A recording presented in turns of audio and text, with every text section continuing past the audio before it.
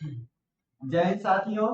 मैं Satish and success Hindi के इस ऑनलाइन क्लास में आप सभी का स्वागत एवं अभिनंदन करता हूं। आज हम इंडियन कॉन्स्टिट्यूशन के राज्य के निदेशक तत्व और मौलिक कर्तव्य टॉपिक पर डिस्कस करने वाले हैं। सबसे पहली चीज, यहाँ पर पिछली क्लास में हमने राज्य के नेतृत्व के बारे में जाना था। उसी टॉपिक को हम आगे बढ़ाते हुए वहां पर आपने आर्टिकल 36 से लेकर के 45 तक डिस्कस किया था, और आज हम उसी टॉपिक को आगे बढ़ाते हुए यहाँ पर हम डिस्कस करने वाले हैं आर्टिकल 46 से लेकर के 41 तक, और उसके बाद फिर हम जानेंगे कि मौलिक कर्तव्य क्या होता है। तो यहाँ पर सबसे पहली चीज की राज्य के नेतृत्व कि अगर हम डिस्कस करते हैं यहाँ पर आर्टिकल 46। आर्टिकल 46 में क्या बताया गया? एससी एसटी यानी अनुसूचित जातियों के और अनुसूचित जनजातियों के जो दुर्लभ वर्गों के लोग हैं, उनको आर्थिक एवं शैक्षिक उनको विकास का क्या किया गया? प्रावधान किया गया। यानी कहने का मतलब है कि एससी और उसके साथ साथ आपका जो है एसटी कि जो आपके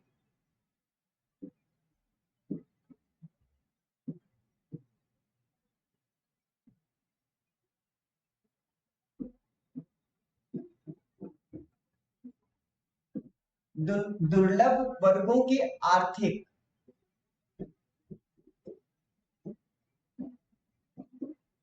आर्थिक एवं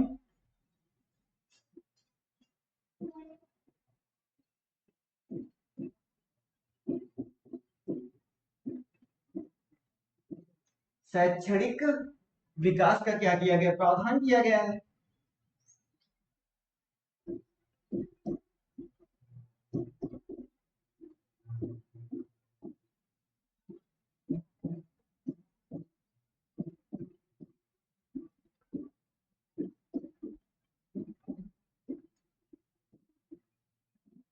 अब अगर हम डिस्कस करते हैं यहाँ पर आर्टिकल 47 में, आर्टिकल 47 में क्या बताया गया है कि यहाँ पर नशीले जो आपके पदार्थों पर क्या किया गया? प्रतिबंध किया गया। यानी आप कह सकते हैं पोषाहार स्तर को और जीवन स्तर को ऊंचा उठाने के लिए। कहने का मतलब है कि यहाँ पर 47 में आपका क्या बताया गया है?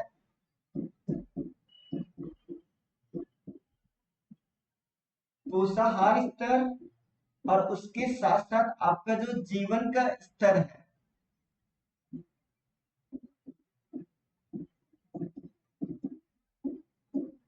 जीवन स्तर को ऊंचा आपका उठाने के लिए। कहने का मतलब है कि ऊंचा करने,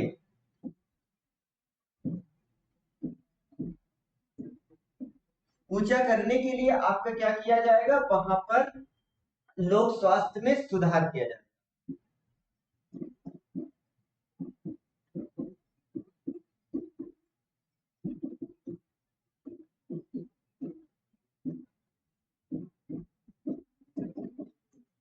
सुधार का आपका प्रावधान किया गया। उसके साथ साथ या हम ये कह सकते हैं नशीले पदार्थों पर प्रतिबंध।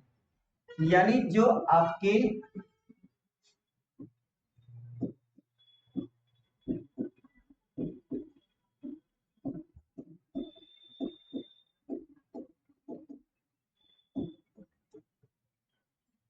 नशीले पदार्थों पर प्रतिबंध लगाया जाएगा, उसका प्रावधान आपका कहां पे किया गया? आर्टिकल 47 में किया गया। अब यह हम कह सकते हैं कि सार्वजनिक स्थान पर धूम्रपान निषेध जो आपका लिखा रहता है वो इसी आर्टिकल के तहत राज्य के क्या है? आपके कर्तव्य है उनकी, तो कि जो सार्वजनिक स्थान पर लोगों के क्या करें? स्वास्थ्य की और उनके जीवन स्तर को ऊंचा उठाने के लिए ये आपका प्रतिबंध लगाए। तो इसका प्रावधान आपके किस आर्टिकल में किया गया? आर्टिकल 47 में किया गया। अब अगर हम डिस्कस करते हैं तो यहाँ पर हम ये जानेंगे कि आर्टिकल 48 में क्या बताया गया है। आर्टिकल 48 में आपका बताया गया है कि यहाँ पर कृषि और पशुओं की सुरक्षा। यानी कहने का मतलब है कि कृषि और उसके साथ साथ एवं पशुओं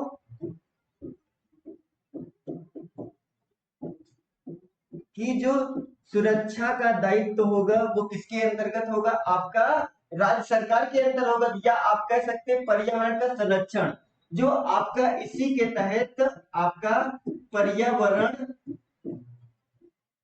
का आप क्या कर सकते हैं, पर्यावरण एवं उसके साथ साथ जो वन्य आपके जीव है, वन्य जीव की क्या किया जाएगा, आपका जो है वन्य जीवों की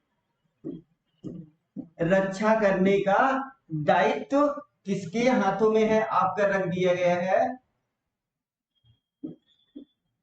यहां पर, या हम ये कह सकते हैं कि कृषि और पशुओं की सुरक्षा करने का दायित्व, या आपके जो वन्य जीव है उनकी क्या किया जाएगा, रक्षा करने का आपका दायित्व किसको सौंप दिया गया, राज्य सरकार को सौंपा गया। तो वो किस आर्टिकल के अंतर्गत रखा गया, तो वो आर्टिकल आप कह सकते हैं 48 के तहत आपका बताया गया है। और यहाँ पर हम अगर जानते हैं कि आगे अगर डिस्कस करते हैं तो यहाँ पर आर्टिकल 49 में क्या बताया गया, जो राष्ट्रीय आपकी धरोहर है उनको या ऐतिहासिक आपके जो स्मारक हैं उनकी रक्षा करने का दायित्व आपका किसके हाथों में दिया गया है, राज्य सरकार पे। तो ऐसे कहने का मतलब कि जैसे आप मान के चलिए कि ताजमहल हो गया और उसके साथ साथ आपका लाल किला हो गया और फिर आपके म्यूजियम हो गए, ये सब आपका इनकी रक्षा का दायित्व किसके हाथों में सौंपा गया है, राज्य सरकार को।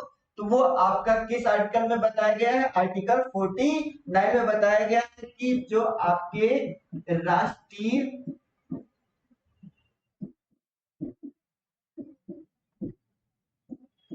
स्मारकों और उसके साथ साथ जो आपके ऐतिहासिक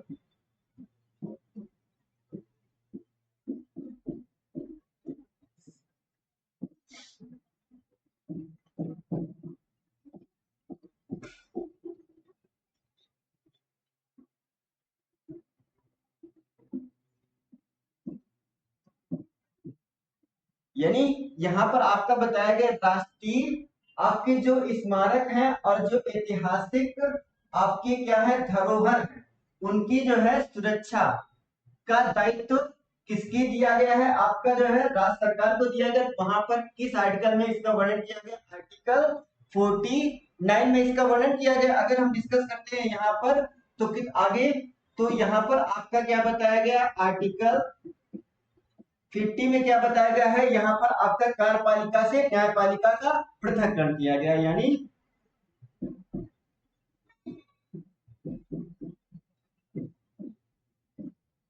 कार्यपालिका से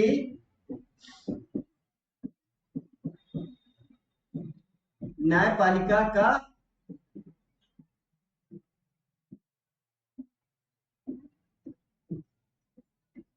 पृथक्करण आपका कहां पे किया गया, वो आपका किया गया है आर्टिकल, अगर हम डिस्कस करते हैं आर्टिकल 50 में बताया गया है। अब उसके साथ साथ आपका आगे 51 में क्या बताया गया, अंतरराष्ट्रीय शांति और सुरक्षा, जो भारत की विदेश नीति से संबंधित आपका आर्टिकल है, या आप कह सकते हैं कि अंतरराष्ट्रीय शांति और सुरक्षा का जो दायित्व होगा वो किसके अंतर्गत होगा, राज्य सरकार के। तो वहां पर ये बताया गया है आर्टिकल 51 में आपका बता दिया गया है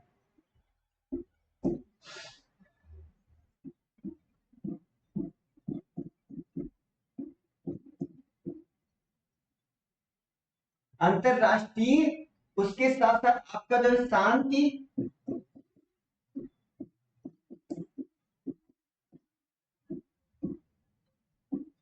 शांति एवं सुरक्षा का आपका जो दायित्व या आप कह सकते हैं वो राज्य सरकार को सौंपा गया है। और उसके साथ साथ भारत की विदेश नीति,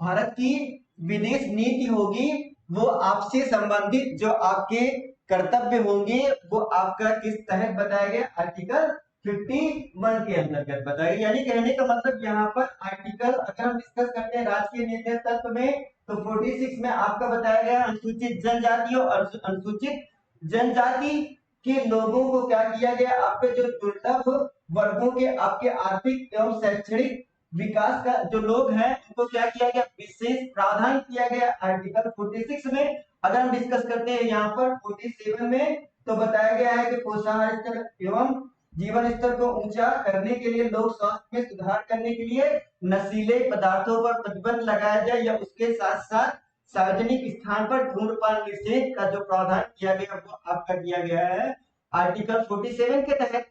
और अगर हम डिस्कस करते हैं यहाँ पर आर्टिकल 48 में क्या बताया गया, कृषि और पशुओं की आपकी जो सुरक्षा करने का दायित्व तो राज्य सरकार के अंतर्गत होगा।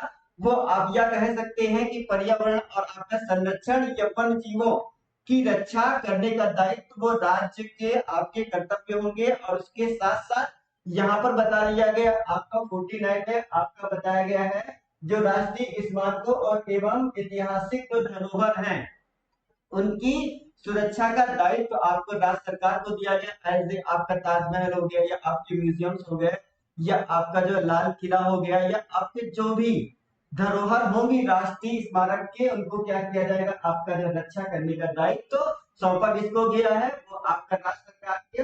तो किस आर्टिकल के तहत यहाँ पर हम डिस्कस कर सकते हैं, आर्टिकल 49 के तहत। और उसके साथ साथ कार्यपालिका से न्यायपालिका का पृथककरण आपका बताया गया, 50 में बताया गया है। और 51 में अंतरराष्ट्रीय शांति और सुरक्षा से संबंधित आपका प्रावधान किए गए हैं, या कह सकते हैं भारत की विदेश नीति से संबंधित कोई भी प्रावधान होगा वो कहाँ बताया गया आपका 41 में बताया गया है। अब अगर हम आगे चलते हैं तो यहाँ पर हम जानेंगे कि सबसे पहली चीज की मौलिक कर्तव्य। अगर हम बात करते हैं 51 तक, तो वहां पर आर्टिकल 36 से लेकर के 51 तक राज्य के नीति नेतृत्व का वर्णन किया गया। अगर आगे बढ़ते हैं तो वहां पर 51 के ए में या का में अगर भाग 4 आपका खत्म हुआ, यहाँ पर अगर हम डिस्कस करते हैं भाग 4 का, तो भाग 4 का आपका क्या है, यहाँ पर बता दिया गया आपका फंडामेंटल ड्यूटीज के बारे में बता दिया गया है। और उसके साथ साथ आपका जो अनुच्छेद कहाँ पे बताया गया है, तो 51 के कहाँ में बताया गया है। अब अगर हम बात करते हैं कि ये आपका मौलिक कर्तव्य होता क्या है, मौलिक कर्तव्य जब आपका संविधान लागू हुआ था तब मौलिक कर्तव्य आपका नहीं था, बाद में जोड़ा गया है भारतीय संविधान संशोधन 1976 के अकॉर्डिंग आपका जोड़ दिया गया। और उसके साथ साथ यहाँ पर जब जोड़ा गया था तब 10 थे, वर्तमान में कितने आपके हैं, 11 मौलिक कर्तव्य हैं। और अब अगर यहाँ पर सबसे पहली चीज की मौलिक कर्तव्य अगर हम डिस्कस करते हैं, मौलिक कर्तव्य आपका किस देश के संविधान से लिया गया, तो यहाँ पर अगर आप बात करते हैं कि प्रेरणा आपकी कहां से ली गई है, तो ये आप कह सकते हैं यहाँ पर यूएसएसआर। अब अगर हम समझते हैं यूएसएसआर की एक स्टोरी, तो यहाँ पर इसे आप क्या जानते हैं, सोवियत संघ के रूप में। अब अगर हम डिस्कस करते हैं सोवियत संघ, तो सोवियत संघ आपका क्या था, एक आपका जो ये एक देश हुआ करता था, इसके छोटे छोटे एक आपका, तो यह एक इसके छोटे छोटे आपके 15 जो है देशों में इसे क्या किया गया, विभक्त किया गया। अब अगर हम यहाँ पर डिस्कस करते हैं, तो जब विभक्त किया गया तो 15 आपके छोटे छोटे देशों में विभक्त किया गया। विभक्त आपका कब हुआ था, ये मीन दिसंबर 1991 में इसको क्या किया गया, आपका जो है विभक्त किया गया, या आप कह सकते हैं। तो सबसे पहली चीज की अगर हम डिस्कस करते हैं, तो यहाँ पर हम इसके एक टुकड़े आपका और क्या कर दिया गया, यहाँ पर एक आपका मिलता है रूस कर दिया गया। तो अब सबसे पहली चीज की दूसरा आपका यहाँ से क्वेश्चन पूछा जाता है कि सबसे पहले आपका मौलिक कर्तव्य की जो प्रेरणा है वो किस देश के संविधान से लिया गया, तो आप बता सकते हैं यूएसएसआर, या आप कह सकते हैं सोवियत संघ से, और या आप कह सकते हैं रूस से। तो बट जहां जब आपका मौलिक कर्तव्य जोड़ा गया तब सोवियत संघ के नाम से जाना जाता, और वर्तमान में आपका किस नाम से जाना जाता है, वो आप रूस कह सकते हैं या आप रसिया कह सकते हैं। और वहां पर सबसे पहली चीज की मौलिक कर्तव्य को आपका इसका प्रावधान आपका लिया कब गया है, तो इसको आपका जोड़ा गया है यहाँ पे सरदार स्वर्ण सिंह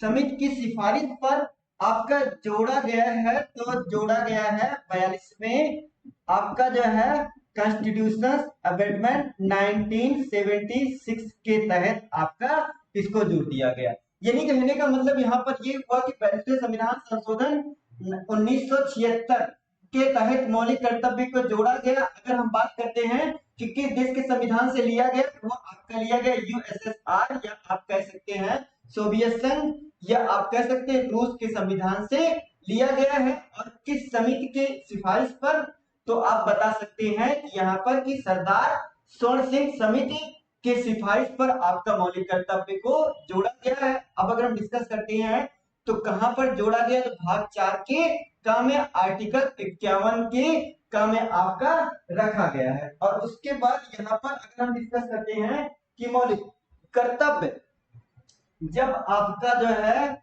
जब मौलिक कर्तव्य को क्या किया गया था, मौलिक कर्तव्य को लागू किया गया था,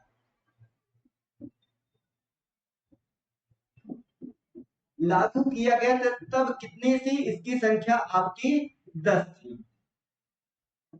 और उसके साथ साथ अगर हम बात करते हैं यहाँ पर वर्तमान में, तो वर्तमान में इसकी संख्या आपकी कितनी है, 11 है।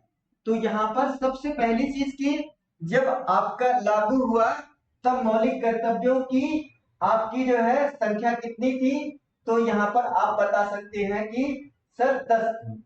और उसके साथ साथ अभी वर्तमान की अगर हम बात करते हैं तब कितने हैं, वर्तमान में आपके 11 संख्या बता दी गई है। और उसके साथ साथ यहाँ पर अगर हम डिस्कस करते हैं तो हम ये जानेंगे कि सबसे पहले चीज 11वां मौलिक कर्तव्य है क्या, तो यहाँ पर 11वां मौलिक कर्तव्य में आपका ये बताया गया है कि 6 से 14 वर्ष तक के बच्चों के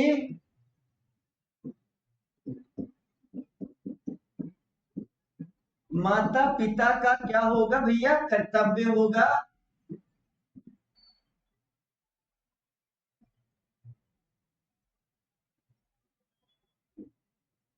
छह से 14 वर्ष तक के बच्चों के माता पिता का कर्तव्य होगा कि अपने बच्चों को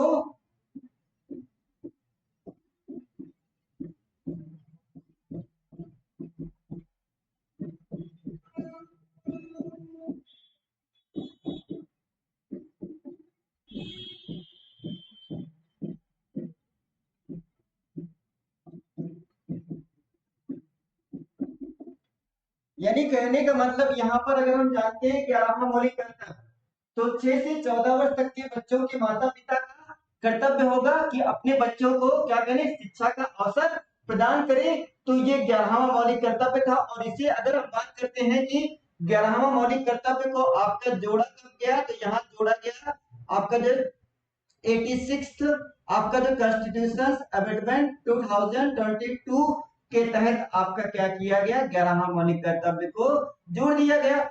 और उसके साथ साथ अब अगर हम बात करते हैं वर्तमान में कितने हो गए आपके, 11 आपके फंडामेंटल आपकी ड्यूटीज हो गई।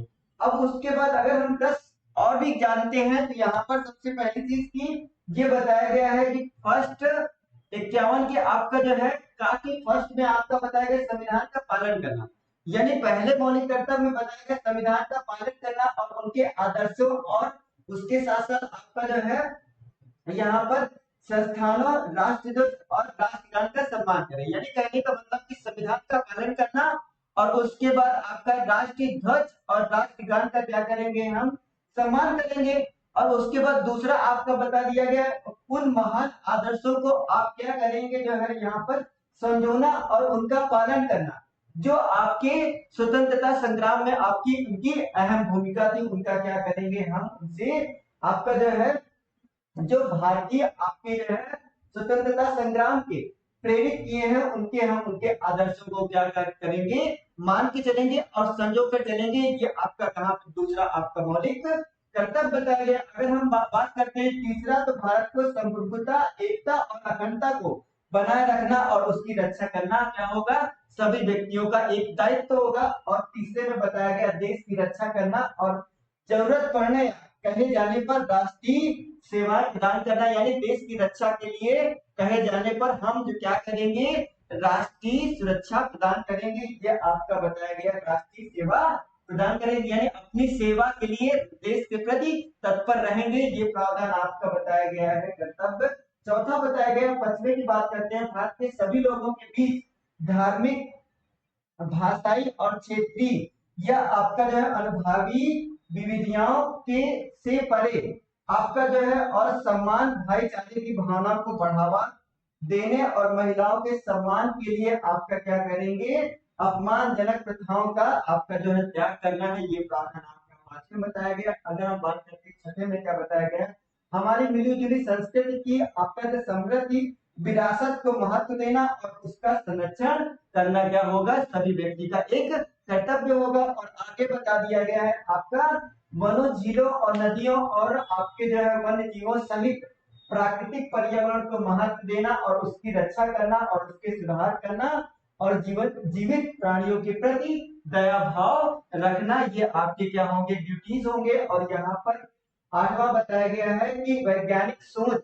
मानवतावाद और जांच और सुरक्षा की भावना का विकास आपको करना पड़ेगा। ये आपका कहां बताया गया, 8 में बताया गया। अगर हम डिस्कस करते हैं 9 में, तो सार्वजनिक संपत्ति की रक्षा करना और हिंसा से दूर रहना, यानी सार्वजनिक जो आपकी सरकारी संपत्तियां हैं उनकी क्या किया जाएगा, आपकी जो रक्षा करना और हिंसा से दूर रहना, जो लड़ाई से आप क्या रहे, दूर रहे, ये आपके क्या होंगे, कर्तव्य होंगे। वो आपके कहां पे बताया गया है, 9 में बताया गया है। अगर हम डिस्कस करते हैं 10 में क्या बताया गया, व्यक्तिगत और सामूहिक गतिविधि के सभी क्षेत्रों में आपका उत्कृष्टता की दिशा में प्रयास करना, ताकि राष्ट्र निरंतर प्रयास और उपलब्धि के उच्च स्तर पर पहुंच सके। ये प्रावधान आपका कहां बताया, 10वां बताया गया। अगर हम डिस्कस करते हैं 11वां में, माता पिता या अभिभावक का अपने बच्चों की शिक्षा का अवसर प्रदान करने का आपका क्या होगा, कर्तव्य होगा। यानी 6 से 14 वर्ष तक की आयु के बीच जो व्यक्ति है उनके माता पिता का क्या होगा, आपका भैया कर्तव्य होगा कि अपने बच्चों को क्या करे, शिक्षा का अवसर प्रदान करे। तो ये था आपका एक छोटा सा टॉपिक। यहाँ पर सबसे पहली चीज की आप ये जानिए कि यहाँ पर मोस्ट इंपॉर्टेंट क्या है।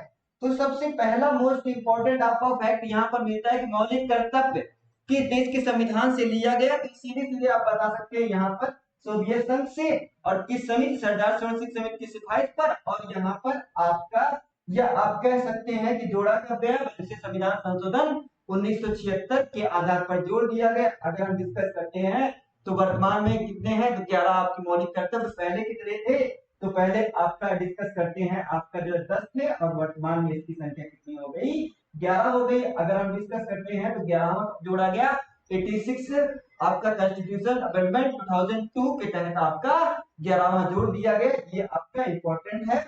तो यहाँ पर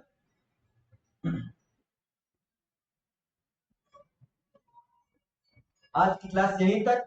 नेक्स्ट टॉपिक के साथ मिलेंगे नेक्स्ट भाग पर। वहां पर हम लोग एक सबसे पहली चीज की मोस्ट इंपॉर्टेंट आपका टॉपिक होगा भारत का आपका राष्ट्रपति से संबंधित। वहां पर 5 में आपका जो केंद्र सरकार के बारे में बताया जाएगा, उस टॉपिक पर डिस्कस करने वाले हैं नेक्स्ट क्लास में। तब तक के लिए धन्यवाद।